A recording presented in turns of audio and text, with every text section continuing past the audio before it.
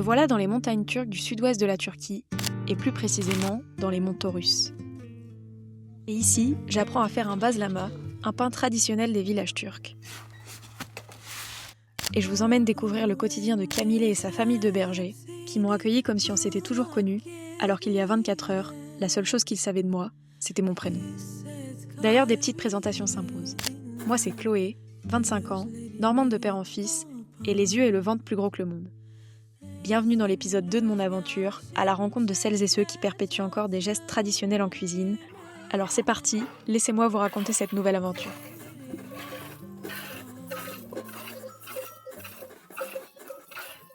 Bon, je vous préviens, va falloir s'accrocher, parce que cette histoire, c'est un enchaînement de hasards et de rencontres comme je les aime. Tout commence le 5 mars 2025, à 10h du matin, à Antalya. Avec Lou, on a décidé de se lancer dans une journée d'autostop, sans plan, sans destination, juste l'envie de se perdre dans des villages et de voir où le vent nous mène.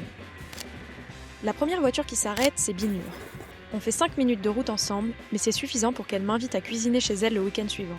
Et vous commencez à me connaître, évidemment, j'accepte. Entre-temps, Lou est reparti en France, je poursuis donc ma route seule, enfin, pas pour longtemps, vous verrez. Le samedi suivant, me voilà donc chez Binur. On passe l'après-midi à papoter et à préparer le dîner entre deux sonneries de son téléphone, qui au passage, n'est autre que la chanson officielle de son club de foot préféré.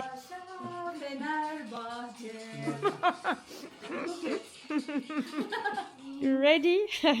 Can you just give me the name?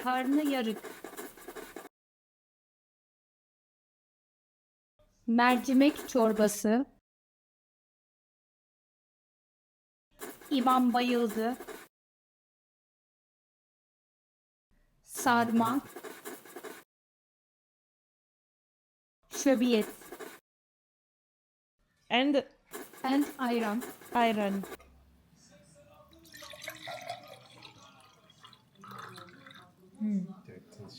Teşekkürler. Afiyet olsun. Afiyet olsun. Et pendant qu'on déguste ces 14 plats, je leur explique que je suis à la recherche de recettes de familles traditionnelles turques. Et là, premier coup du hasard, son mari me dit qu'il travaillait dans un département agricole et qu'il connaît plusieurs familles de bergers turcs qui vivent dans les montagnes à l'ouest de la Turquie. Et ni une ni deux, il sort son téléphone, passe 2-3 coups de fil en turc, et ce que je ne sais pas encore, c'est qu'il vient de transformer mon aventure. Le dimanche, après leur avoir confié la recette de crêpes de ma maman, c'est le moment de leur dire au revoir.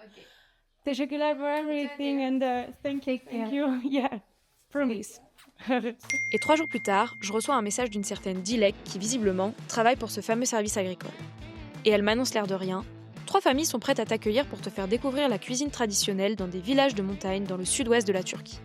Alors voilà comment en 3 jours, un petit stop de 5 minutes s'est transformé en une semaine chez des bergers turcs, au fin fond des montagnes.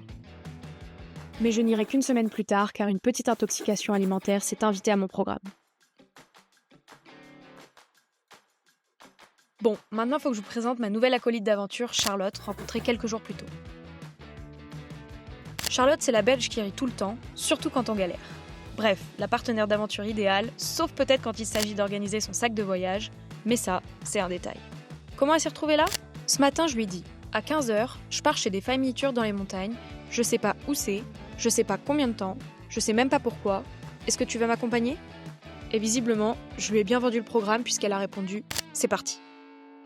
Comme il est un peu tard, je me dis que pour la première fois depuis 1 mois en Turquie, on va prendre un bus. Sauf qu'ici, c'est visiblement plus facile de faire de l'autostop que de trouver le point de départ du bus. On est censé prendre le EA01 et évidemment, il n'est pas sur le panneau. Est-ce qu'on est à la bonne gare ? Ça, c'est encore une bonne question. On va attendre, il est censé passer dans 10 minutes, on va voir si on s'est encore fait avoir. Et après 1h30 d'attente, on s'est fait une raison et nous revoilà au bord de l'autoroute, le pouce levé. Mais croyez-moi, ça valait le coup, parce que pendant ces 3 heures d'autostop, on a dansé des danses traditionnelles,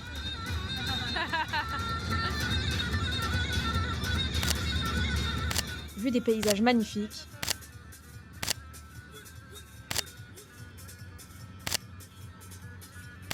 et fait de très belles rencontres, notamment le dernier couple qui nous prend en autostop. Incroyable. Et ben c'est parti, voilà. Et maintenant qu'on sait qu'on arrivera avant la nuit, on profite du goûter qu'on nous a offert. C'est la vanille ? Mais il nous reste quand même un dernier challenge, trouver un moyen de quitter la route principale pour arriver précisément au village, chez Camille, notre future hôte. Et au même moment, je reçois un message de Camille. Passe-moi le conducteur au téléphone. Camille, c'est la femme qui nous accueille ce soir, et dont pour le moment je ne connais que son nom et son adresse. Alors j'essaie d'expliquer comme je peux au couple qui ne parle pas un mot d'anglais que quelqu'un veut leur parler. Et là, j'imagine la scène à l'autre bout du fil. Les 2 filles à l'arrière de votre voiture, je les connais pas, mais elles viennent dormir chez moi, amenez-les. Et le monsieur répond sans aucune hésitation, tamam, ce qui veut dire ok en turc.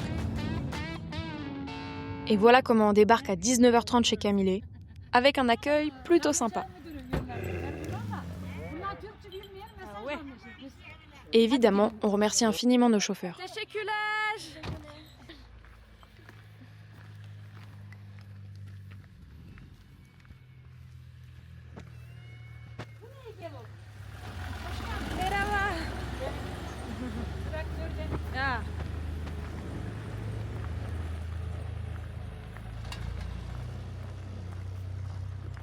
Arriver chez quelqu'un sans le connaître, c'est toujours un peu étrange, surtout avec une caméra qui filme. Alors j'observe, je cherche à capter les petites habitudes, à déchiffrer les codes invisibles pour me fondre dans le décor. La première chose qui m'a frappée en arrivant chez Camille, c'est le nombre de salons. En Turquie, j'ai vite compris que le salon, c'était la pièce sacrée. D'ailleurs, le repas est déjà servi, mais pas question de commencer maintenant, car on est en pleine période de Ramadan. Oruç. Et Camille nous montre le calendrier qu'elle consulte tous les jours pour vérifier les horaires de prière, mais surtout l'heure où elle peut rompre le jeûne au coucher de soleil. 10 minutes 10 minutes, ça me laisse donc le temps de vous présenter cette femme qui a accepté de nous ouvrir sa porte et de nous faire vivre dans son quotidien sans même nous connaître. Camille, c'est un personnage qu'on n'oublie pas. Toujours au volant de sa voiture, dès la première seconde, tu sens que c'est pas le genre à se laisser marcher sur les sabots. Fière, un peu brute, mais sous sa carapace, une générosité et des sentiments qui débordent parfois sans prévenir. Mariée par sa famille, assignée au foyer, à la ferme de chèvres dans un village reculé de Turquie, pourtant, Camille, elle ne s'est pas laissée enfermer dans ce rôle. Elle se bat pour trouver sa place en tant que femme dans un système qui lui en laisse peu. La preuve, elle a reçu il y a quelques jours un prix qui récompense les femmes à succès dans le secteur de l'agriculture, et ça, elle en parle avec une lueur de fierté dans les yeux.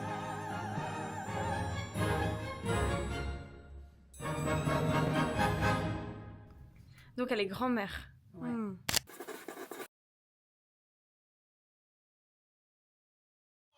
C'est le mariage de sa fille. Alors attends, il est de coutume qu'un frère attache un ruban à sa sœur pour le mariage. Oui.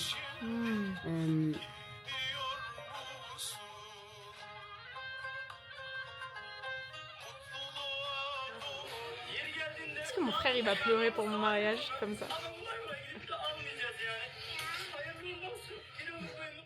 Oh waouh. Fais voir la photo, elle est magnifique. Et après en avoir appris plus sur sa famille, il est enfin temps de manger. Ça c'est une pure folie. Une petite soupe, du chou et des carottes fermentées. Ça a l'air d'être un yaourt et je pense que c'est avec les chèvres. Le pain qu'elle a fait elle-même. Et après un délicieux dîner, Camille décide de nous en dire plus sur les traditions de son village. Et 3 minutes plus tard, me voilà transformée en modèle photo.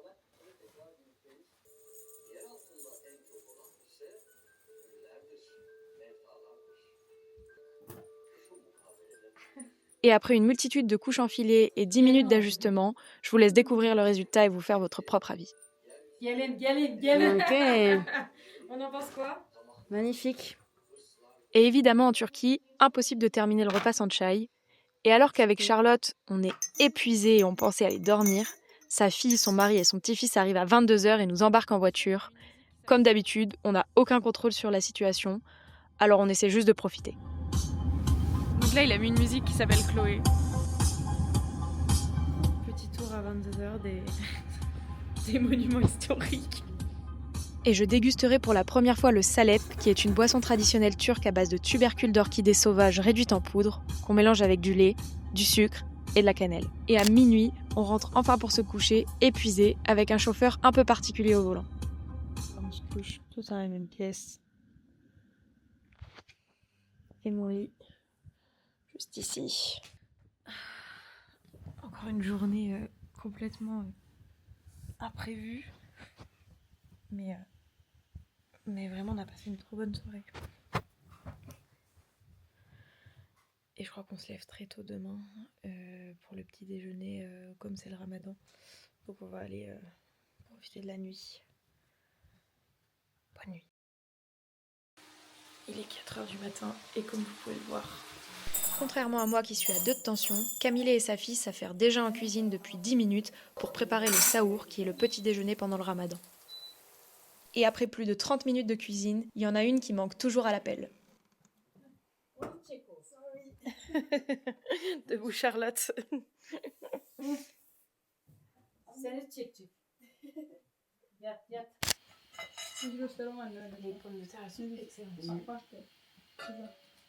Sucuk, patates, İncir reçeli, peynir, Köy peyniri o. Peynir, Dis, zeytin. zeytin, yumurta, yumurta, soğan, yumurta.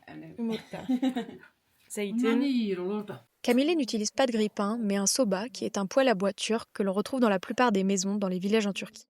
Et l'histoire qui va suivre montre les limites parfois de la communication avec les gestes. Car pour manger dans un autre pays, c'est pareil, il faut comprendre les codes. Alors en bonne française et belge, on a commencé à faire un sandwich. Ah, c'est du beurre qu'elle mettait, je pensais que c'était du fromage. C'est complètement du beurre, t'as raison. Mais visiblement, ça a beaucoup fait rire Camille, qui a insisté pour nous prendre en photo, et on l'apprendra par la suite, l'a envoyé à tous ses amis. Allez, il est 6h, on se recouche. Après le petit-déj, c'est parti. Deuxième partie de la nuit. Bonne nuit Charlotte.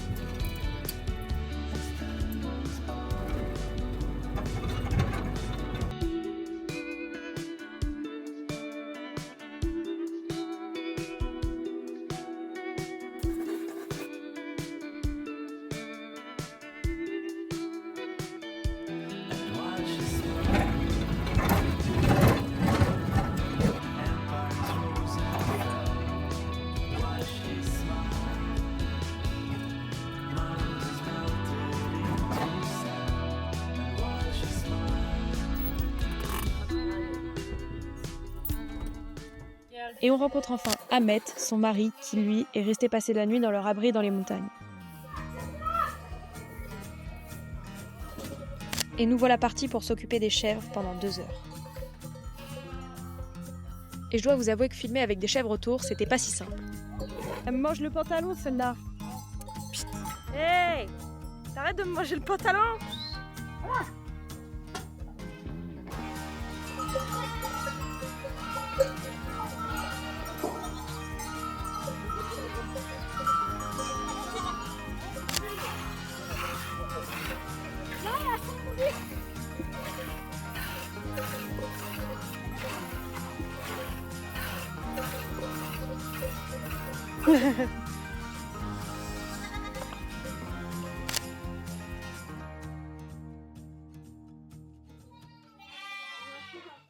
Et une fois que c'est terminé, Camille s'attaque à ce qui nous intéresse le plus aujourd'hui, la préparation du pain.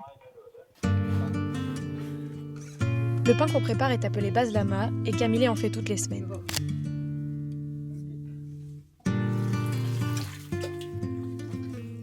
Mustafa, her kapının ışık su dolduran var. Korku endişe silip bırak geride. Hisset kalbini dinle, gözlerini korkma. Esin rüzgar şimşekler taktım kimene. Ellerim oldukça Onlar sarı yandı. işte. Sıcacık koynunda Oy o dertlerini unut Bırakırsınlar rüzgarlar Geri gelirlerse Tamam. Tamam. Ha, orayı da yap, orayı şöyle. Şöyle kalın yerleri. Şöyle. At hadi. At. Öyle. Şöyle yap. Olmadı. At. Ha, oldu. Söylerim sana Durma dünyacı diye vazgeçme sakın Gökyüzü var yanında Her zaman aklında Korku, endişe hepsini bırak geride Hisset kalbini dinle Et une fois qu'on a terminé, on est rejoint par deux de ses amis, sa fille, son beau-fils et son petit-fils.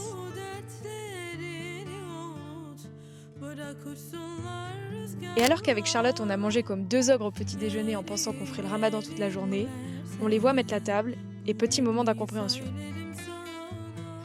Je crois que notre envie de tester une journée de jeûne de ramadan va être un échec dans 2 minutes. Ah bah, personne fait le ramadan. Attends.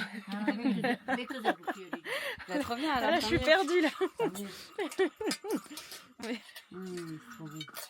C'est surprenant quand même. Plus tard, Camille nous expliquera qu'ils ont rompu leur ramadan parce que nous étions là, mais qu'ils rattraperont les jours après. Salatalık. Vas-y, tu vas me dire ce que Comme t'en ça penses. Non Tereyağını bandırarak. Ha, pardon tereyağı. Alors, Trop bon. c'est excellent. Pekmez. Et pendant qu'on déguste ce pain qui est juste incroyable, On nous envoie sur toutes les conversations WhatsApp, mais on sait pas ce qu'ils disent sur le... Kendiren gör. Je traduirai un jour quand même. Ça y est, on dit au revoir au mari, aux petites chères. Bir beni veriyor. Hacer'i versene. Hacer'im o ya. Et on est reparti. Il reste tout seul ici. Otur odunlar kalkacak. Sokacak.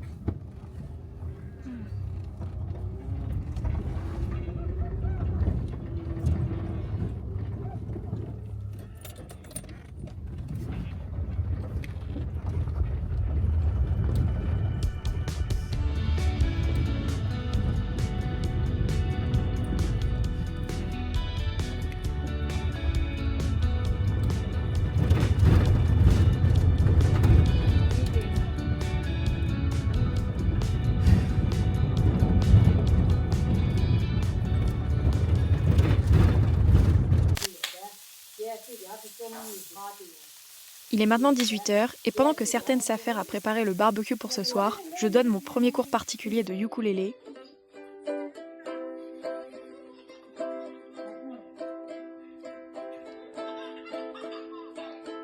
Et Charlotte est partie se promener en scooter avec l'ami de Camille. Bref, la journée touchait à sa fin et tout semblait parfait. Jusqu'à ce qu'Ismaël décide d'agripper les cordes de mon ukulélé et de ne plus les lâcher, pendant qu'au même moment, Charlotte et sa pilote se renversaient. Je vous passe les détails sanguinolents, mais disons qu'elle a gagné un petit aller simple à l'hôpital turc, histoire de vérifier qu'il n'y avait pas besoin d'un petit coup de fil et d'aiguille. On raconte l'accident de scooter que vous n'avez pas vu cet après-midi. Mais revenons à nos moutons.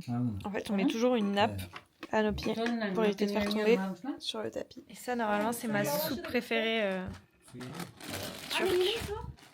Et en attendant le retour de Charlotte tout à l'heure, j'ai sorti mon plus beau kit d'aquarelle et pleine de bonne volonté, j'ai peint un petit souvenir pour Camille. Bref, je vous laisse vous délecter de cette scène et de ces regards qui en disent long sur ce qu'elle pense de mes talents de peintre. Teşekkürler. Fransa.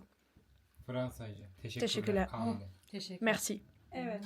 Bir şey değildi. Bir şey değil. Nereden diyeceğim? Öyle. Alors pour me consoler, je vous présente officiellement mon dessert préféré de Turquie, qui est un dessert à base de citrouille cuite lentement dans du sucre et qu'on sert souvent avec des noix concassées et du tahini. Sans oublier le Turkish coffee, même s'il est 22h. Et le petit Turkish coffee. Et ce soir au coucher avec Charlotte, On sent que nos corps n'ont pas trop compris notre rythme d'alimentation aujourd'hui et qu'on est bien fatigué.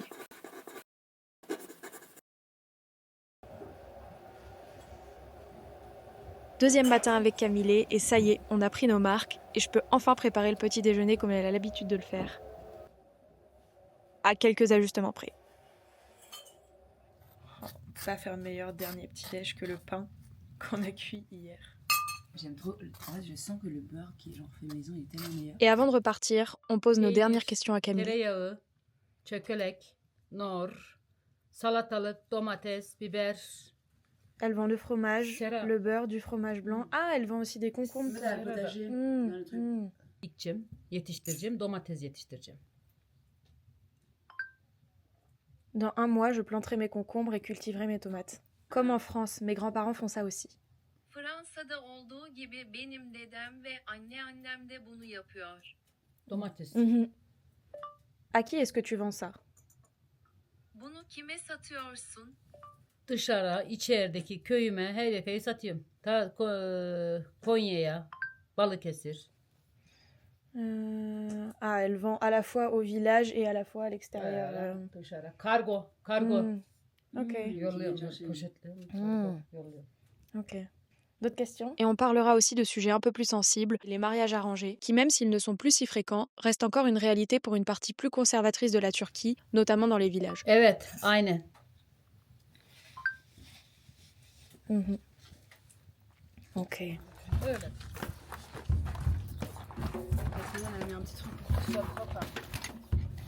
Il est vraiment excellent ce coffre. Et nous voilà repartis pour rejoindre la deuxième famille qui nous accueillera. Ça va derrière? Selfie. Et comme vous pouvez le voir, les deux amis de Camille ont décidé de nous accompagner pour nous dire au revoir.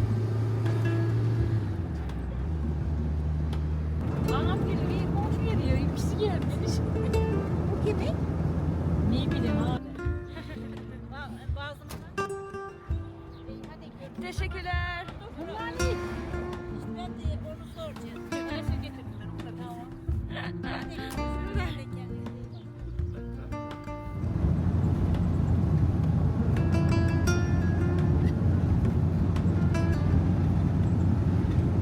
Bize gösterdiğiniz hoş geldiniz karşılaması için tekrar teşekkür ederim. Harikaydı. Harika birkaç gün geçirdik. Ben de tanıştığım için çok teşekkür ediyorum. Ve çarşıda ihtiyacınız var mı? Gezelim mi? Je vous remercie également beaucoup de m'avoir rencontré et avez-vous besoin de quelque chose sur le marché? On fait une promenade? Alışveriş. Oui, on peut y aller. En fait, on ne quittera jamais vraiment Camille.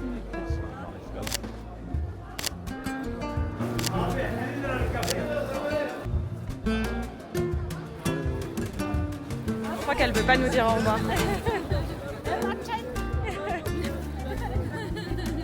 Tamam, görüşürüz. Teşekkür. Her zaman beklerim. Buyurun gelin. Size iyi bakın. Teşekkür. Her zaman beklerim. Attends. Ok, prends soin de toi aussi. Merci, vous êtes toujours les bienvenus. Aile iyi bakın. İsmail bu İsmail at bu. Ah, Büyük İsmail, küçük İsmail.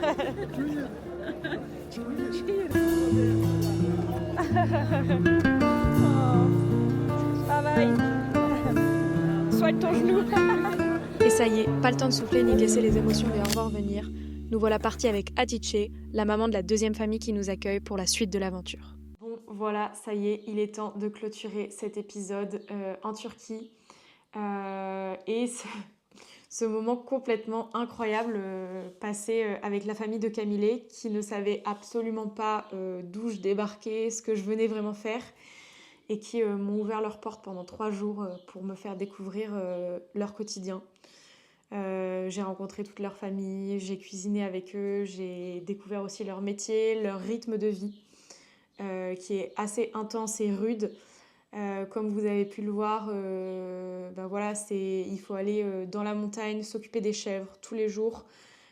Ahmet, il dort aussi pour s'occuper du troupeau. Donc c'est des conditions de vie qui sont pas faciles. Et ce que j'ai envie de vous partager maintenant, c'est de prendre un peu juste de recul sur... ben voilà, la Turquie, c'est un pays immense avec des différences très importantes entre les régions. La culture n'est pas la même, la nourriture n'est pas la même, le style des maisons, les paysages. Et donc moi, ce que je vous ai montré là, c'est la vie d'une famille dans un village dans le sud-ouest de la Turquie, dans les montagnes russes, et notamment une famille de bergers. Et voilà, la vie est aussi très différente entre les villes et les villages. J'ai pu constater que dans les villages, c'est plus conservateur, que la religion a encore une place très importante, plus importante que dans les villes, de ce que j'ai pu voir. Et donc voilà, si vous allez dans d'autres parties de la Turquie, vous ne verrez pas forcément les mêmes choses. Par contre, ce que j'ai pu constater, peu importe où je me trouvais en Turquie, parce que ça fait 1 mois et demi que j'y suis pour le moment, c'est vraiment l'hospitalité et l'ouverture des Turcs qui ont, que ce soit pendant mes trajets en autostop, que ce soit quand je me baladais dans des villages ou des personnes que je rencontrais comme ça dans des cafés, tout le monde avait envie de partager une discussion, un chai, était ouvert pour discuter de sa culture et pour passer un moment. Et là, vous pouvez le voir dans les familles, même sans se connaître, il y a cette hospitalité et cette envie de recevoir et de partager qui est très présente, qui a illuminé toute ma période en Turquie. Et comme vous le savez, cet épisode est une partie et ce n'est pas tout, donc je vous laisse découvrir la suite et vous abonner. Et j'espère que l'épisode vous a plu. À bientôt.